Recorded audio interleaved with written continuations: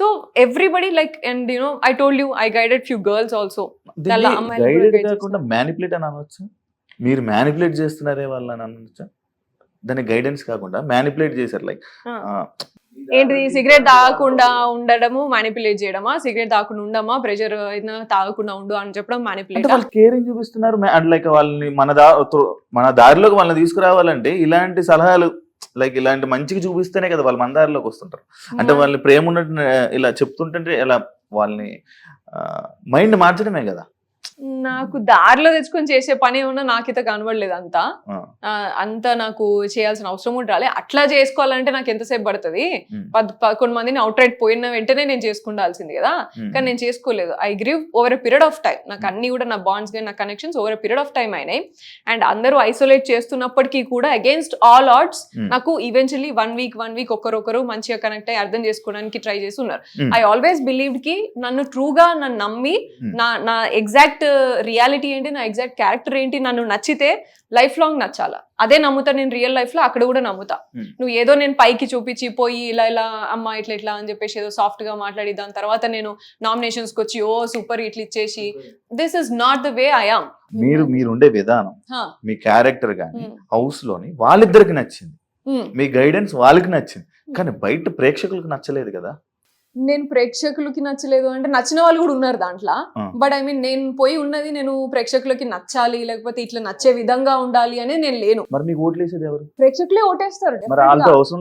అవసరం లేదండి, వాళ్ళ కోసమే ఇలా ఉండాలి అని లేను. నా రియల్ గా నేను ఎట్లుంటా, నా హార్ట్ఫుల్ గా నేను ఎట్లుండాలనుకున్నా అట్లున్నా నేను. అది real Meera? yes absolutely that's real me. yes that's real me. and నేను మధ్యలో కూడా నేను చెప్పిన, చాలా మంది ఇట్లా చెప్పినప్పుడు కూడా నేను చెప్పిన, acting for me is 9 to 5 job. Acting for me is not Bigg Boss show. Yeah, Bigg Boss షోకి వెళ్ళినప్పుడు నేను ఎట్లుండాలని అనుకున్నా, నేను రియల్ గా నేను ఎట్లుంటా అట్లా. ఎందుకంటే that is not quiet easy.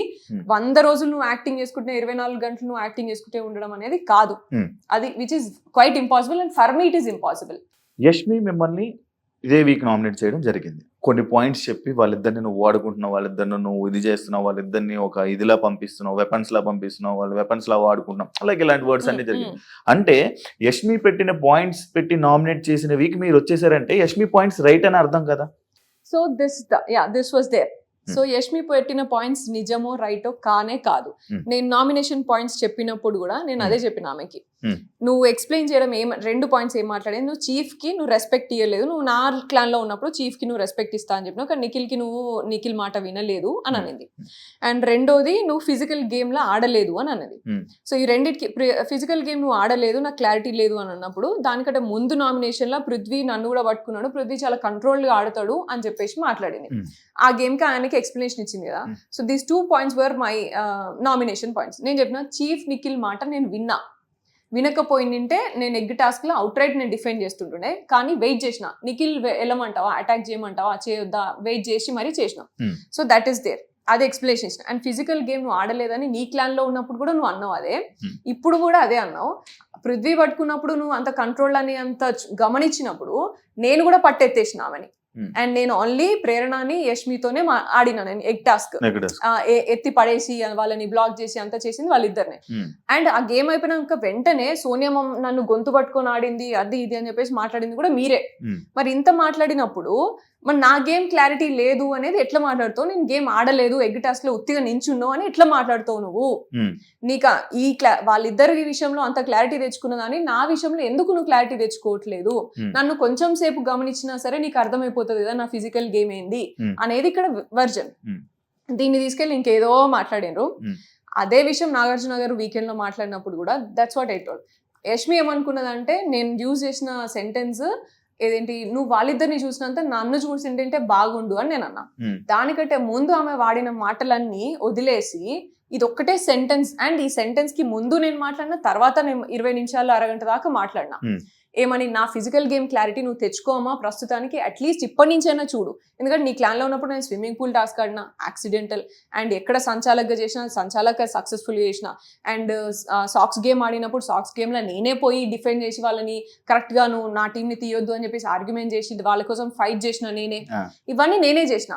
So and strategic గా నేను ఎక్కడ బ్యాలెన్స్ అవసరం, ఏ గేమ్ కి ఏది అవసరం అనే స్ట్రాటజీస్ నేనే ఇచ్చిన నీకు. ఇవన్నీ నీకు కనబడలేదు, అప్పుడు కనబడలేదు, ఇప్పుడు కనిపిస్తలేదు.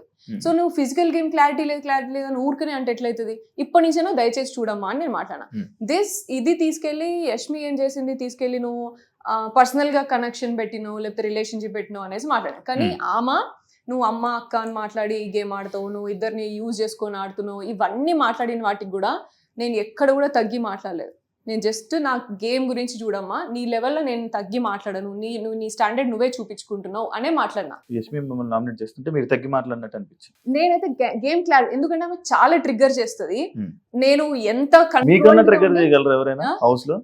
డెఫినెట్ గా నేను అసలు నా ట్రిగ్గరే కాదు నాది, కానీ జనాలకు మీరు ట్రిగ్గర్ చేస్తున్నారు అనిపిస్తుంది. నేను వాడితే ఓన్లీ గేమ్ పాయింట్స్ వదులుతారు, మిగతాది వాళ్ళు రెచ్చిపోతారు. నేను ఓన్లీ గేమ్ పాయింట్స్ యూజ్ చేస్తా. I will not get into personal any time. And దానికంటే ముందు రోజు night Yashmi was sharing something with me. అప్పుడు కూడా నేను చెప్పిన, నువ్వు ఏదున్నా నాతో షేర్ చేసుకోవచ్చు, నువ్వు ఎప్పుడు కూడా నువ్వు ట్రస్ట్ చేయొచ్చు, పర్సనల్ థింగ్స్ ఏవి కూడా నాకు నామినేషన్ గ్రౌండ్ లో రావు అని చెప్పిన.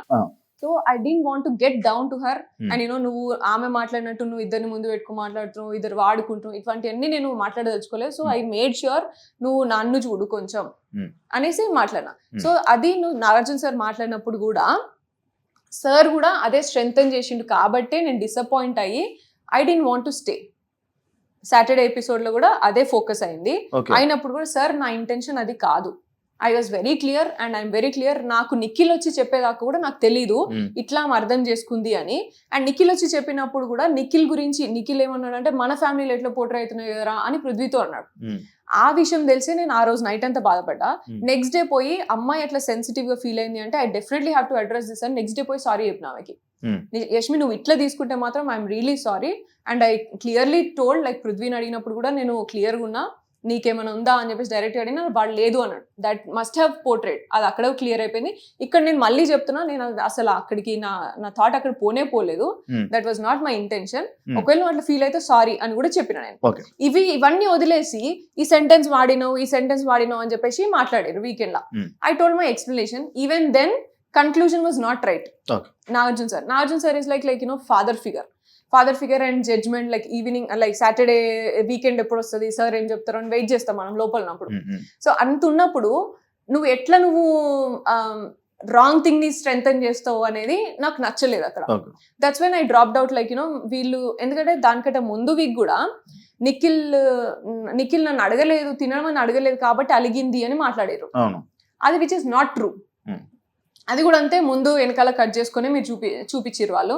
నేను ఏమనుకో సరే పోనీలే, చిన్న ఎలిమెంటే కదా, చిన్నది కదా, సరే షో కోసం కాంటెంట్ కోసం పెట్టుకున్నారు కావచ్చు, దట్ ఈస్ ఫైన్ లే, అలిగితే తప్పేమో, దానిలో ఏం పెద్ద బ్యాడ్ కాదు కదా అని చెప్పేసి ఊరుకున్నా నేను. థర్డ్ వీక్ లా, దెన్ ఫోర్త్ వీక్ లా ఇది మళ్ళీ స్ట్రెంగ్తెన్ చేసిండు. సో కంటిన్యూస్ గా ఫాల్స్ ని స్ట్రెంగ్తెన్ చేస్తూ వెళ్తే దెన్ నేనేం కనిపిస్తున్నాను, నా ట్రూత్ ఎక్కడ, నువ్వు నన్ను ఎందుకు నా ట్రూత్ ని తొక్కేస్తున్నావు అనే ఫీలింగ్ లో నేను ఉండే.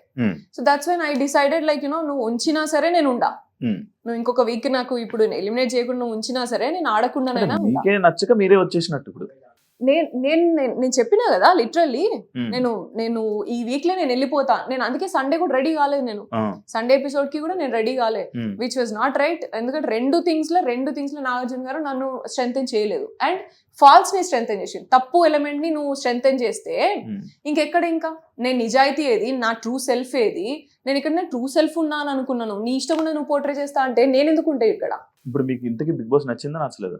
నాకైతే ఇప్పటివరకు నచ్చలేదు, but I had good time and I had good journey. నేను అనుకున్న బిగ్ బాస్ తప్పు కావచ్చు, నేను అనుకునే మీనింగ్ తప్పు అని నాకు అర్థమైంది. బిగ్ బాస్ తప్పు, నేను అనుకున్నది తప్పు అని నాకు అర్థమైంది. మీకు తప్పు?